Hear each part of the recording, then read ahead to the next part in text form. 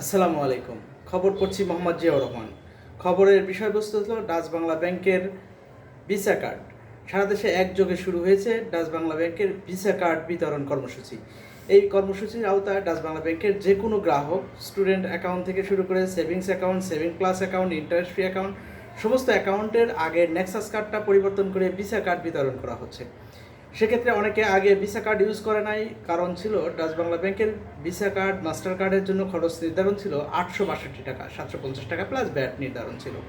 এখন কিন্তু সেই খরচটা কমিয়ে নর্মাল নেক্সাস কার্ডের 400 প্লাস ভ্যাট 460 টাকা, সেই খরচটাই সব কার্ডের জন্য বরাদ্দ করা হয়েছে।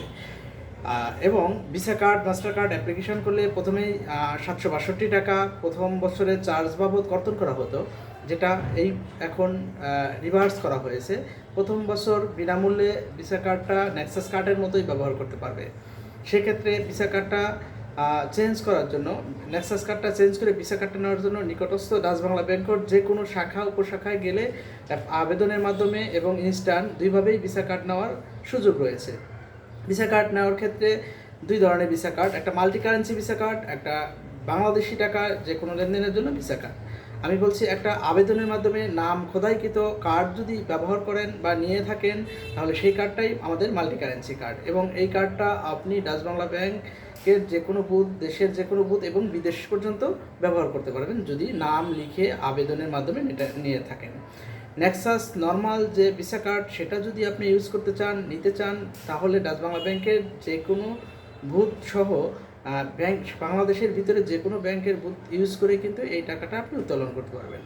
সেক্ষেত্রে আপনার চার্জ হবে 15 টাকা পার ট্রানজ্যাকশান, প্রথম 5টা ট্রানজ্যাকশান।